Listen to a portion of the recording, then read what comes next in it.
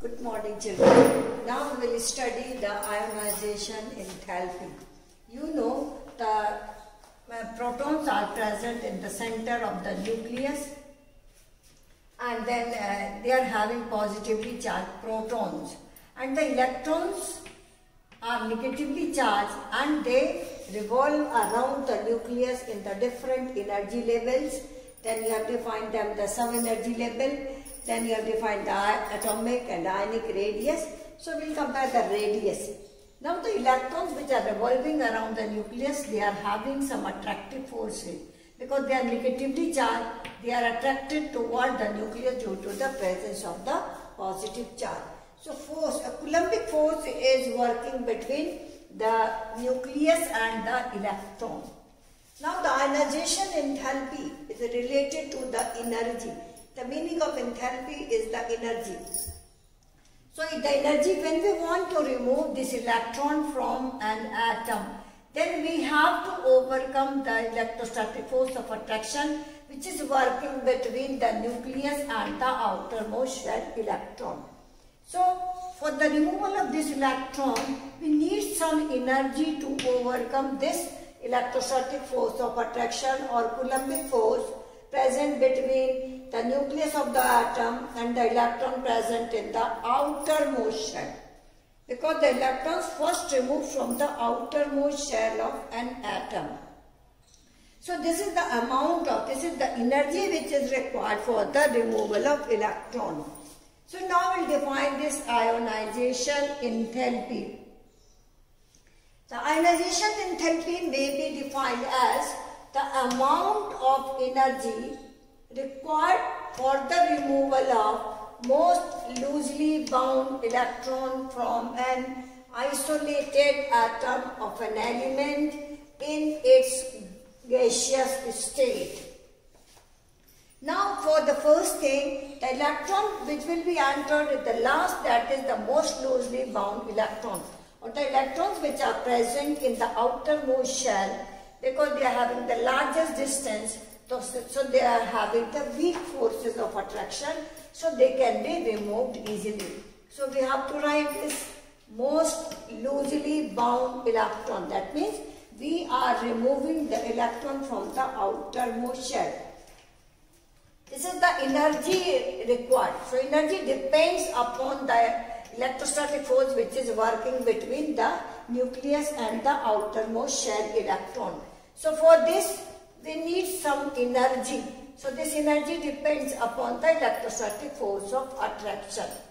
The second, it should be most loosely bound electron, means we have to remove electron from the outermost shell, because there it is having the least attraction. And the next point is from an isolated atom. Atom should be isolated, means we are calculating for one atom. And then remember that the energy is additive property. Because for one atom, if it is suppose some energy 400 kilojoule, then for the two atom will be equal to 800 kilojoule. So that is the meaning for an isolated atom. We are calculating for one atom. Isolated means separately. So we are calculating for an atom in its gaseous state. The next point is related to its physical state. So this is the energy which is required in the gaseous state. Because when it is a solid or liquid, then again the energy is required for the conversion of solid to liquid or to liquid to gas. And that's why we write in the gaseous state. So when we compile all these points, the ionization enthalpy is defined as the amount of energy which is required to remove most loosely bound electron from an isolated atom in its gaseous state.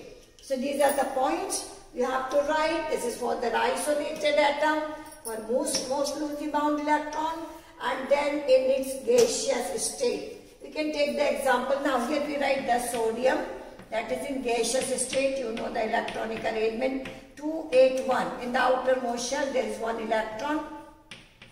Then it is converted sodium ion with the loss of one electron. Electronic arrangement will be 2,8. Now the energy required to remove this electron is called as ionization energy. this electron is present in the outermost shell. So in this way we can define the ionization enthalpy. So this is the energy which is required to remove this electron, this most loosely bound electron, from an isolated atom of sodium in its gaseous state. So this is the definition for ionization enthalpy. So now this ionization enthalpy we can determine for the different element, and then there are many factors on which this ionization enthalpy depends. So this is one example for it. We can write many examples, or you can write in general way. You can write for the magnesium electronic arrangement 282, then it is converted into magnesium 2 positive ion with the loss of 2 electron. Again we need ionization enthalpy, electronic arrangement will be 2,8. Clear? So this way we can write sodium, for potassium, or any other element we can define the ionization enthalpy. So this is particularly for the most loosely bound electron, or the electron which is present in the outermost shell has the least Coulombic force or the least electrostatic force of attraction between the nucleus and the electron. Now we will see the factors which affect ionization enthalpy. The first point is the size of the atom. The ionization enthalpy depends upon the size of the atom, because you know about the atomic radius. An atom which is having, now we can compare with the sodium. Sodium is 281, and then we can write for the potassium is 2881. Now you can see here the sodium has 1 electron in the third shell, potassium has 1 electron in the fourth shell. These two elements are having the different sizes because it has only 3 shells and the potassium has 4 shells. So the force of attraction depends upon the distance of the last shell and the center of the nucleus. So as the size of the atom increases, the electrostatic force of attraction decreases, and that's why the amount of energy required for the removal of electron also decreases. So here we can say the size first, the size of the atom. As size of the atom increases, the ionization enthalpy decreases. Size increases, that means the electrostatic force between the nucleus and the outermost shell decreases, and that's why there is decrease in ionization enthalpy. So it depends upon the size of the atom. Now we compare in a group. We have to study in the group and in the period. So in a group, when we move from top to bottom, there is increase in atomic radius, and that's why there will be decrease in ionization enthalpy. This is the arrow to show when you move from top to bottom in a group. Then ionization energy decreases. Then ionization energy decreases. This you can write in terms of the size of the atom. As size of the atom increases, ionization energy decreases. And this you can write vice versa. When we move in a period, from left to right, you know there is decrease in the atomic radius. So you can say when we talk about the second period of the element, in the second period we start from the lithium and end from up to fluorine. So when you move from here to here, there is decrease in atomic size. Decrease in atomic size.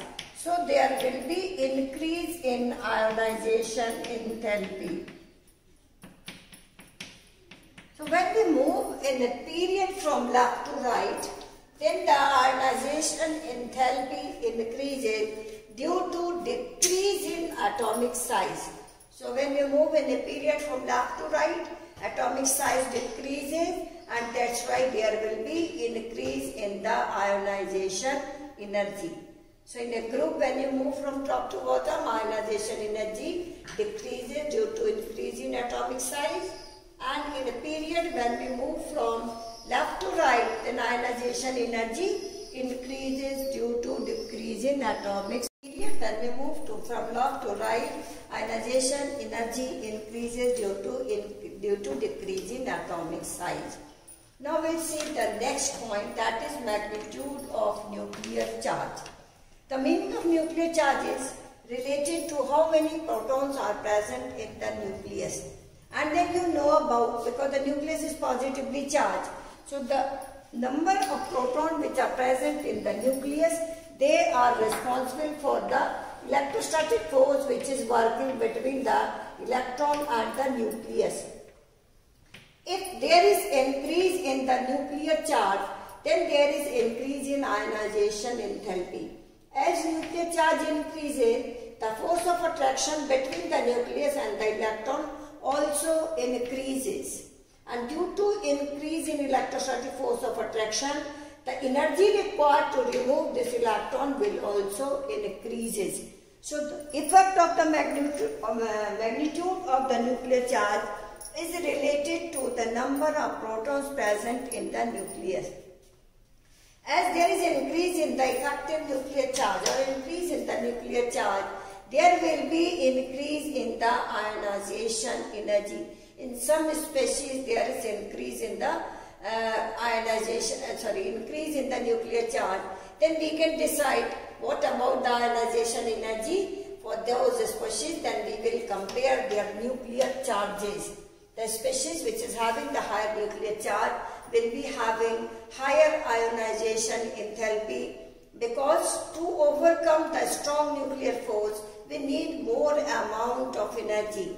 And that's why the magnitude of nuclear charge is also related to ionization energy. Here we can write the increase in nuclear charge will increase the ionization energy and vice versa. That means if the nuclear charge increases, there will be increase in the ionization energy. And when there is a decrease in the nuclear charge, then there will be a decrease in ionization energy. Because this is the type of electrostatic force which is present between the nucleus and the outermost shell electron. So this is for the nuclear charge of the present in the nucleus, present in protons in the nucleus. Clear? So this is for the nuclear charge. The next is the screening effect of the inner electron. Now for this, now we can draw again some electronic structure. Like this is the nucleus is here. And suppose this is the first shell, second, suppose this is for the sodium, then the electrons are filled here. Now this is the electronic configuration. We have to see the screening effect of the inner electron, because the amount of energy required depends upon the electrostatic attraction between the nucleus and the outermost shell electron. Now the electrons which are filled in the inner shell, they are also negatively charged, so they will repel the electron away from the nucleus, because the electrons which we are removing, it is repelled by the electrons which are present in the inner shell. Now due to repulsion, the force which is working between the nucleus and the electron decreases. Or you can say this electron will feel less electrostatic attraction between the nucleus due to the repulsive forces between the inner shell electron, or the electron which is present in the outermost shell, that will be having less electrostatic attraction between the nucleus and the electron due to the presence of these filled electrons in the inner shells. Because the electrons are negatively charged, so they will repel each other, and that's why this electron will feel less attraction toward the nucleus. Because there is a decrease in the attraction between the nucleus and the electron, that's why less energy is required for the removal of this electron. Now this effect is called as screening effect. The meaning of a screen, you know, there is one screen that will protect electron from the electrostatic attraction from the nucleus. So the electrons which are filled here, they will protect this electron from the electrostatic force of attraction, and that's why less energy is required for the removal of electron.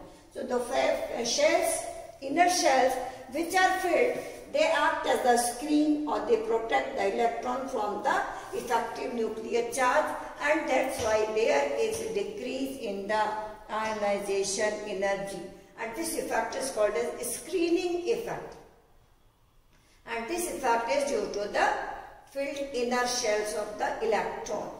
So this is called as a screening effect. Now the next point is penetration effect of the electrons. Now in the penetration effect, we study about the orbitals. You know, in the nucleus, when we fill the electron in a shell, then the first is the S shell, then there is the P shell, and then D shell, and then the F shell. When you compare the distance between the D, S, P, D and F orbital from the nucleus, so the S orbital is nearest to the A nucleus comparative to P subshell. P shell, subshell, S subshell is nearer to the nucleus, that means the distance decreases, and that's why the energy required will be more. But there is increase in the distance between the nucleus and the P subshell, and that's why there is decrease in the force. Decrease in force, and that's why the energy required will be less.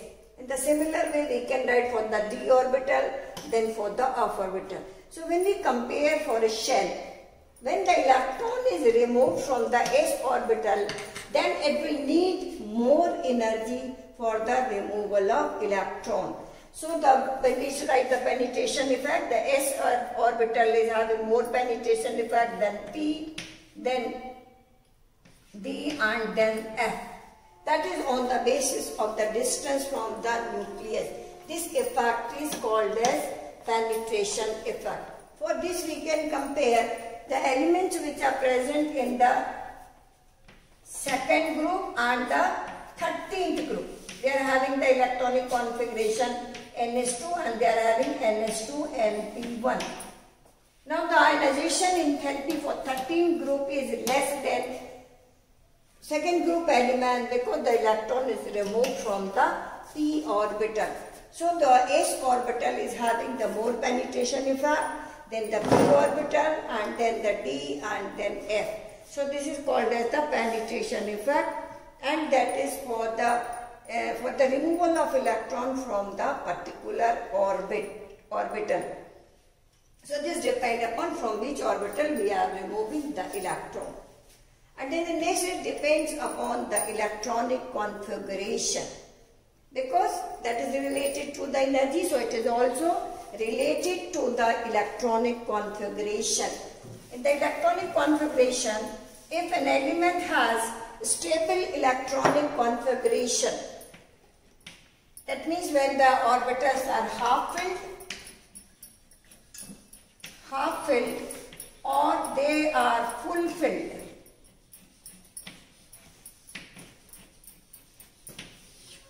then they are more stable and then more energy is required for the removal of the electron. So it depends upon the electronic configuration also. When the orbitals are half filled or full filled, then more energy is required. Then the second point we can compare here. When the electrons are single or when it may be paired. Now in these two cases, the more energy is required for the removal of electron when the electrons are paired comparative to the single electron. So we have to see whether the orbital is half filled or it may be full filled, or the electrons are single or the electrons are paired. If the electrons are paired, then more energy is required for the removal of the electron.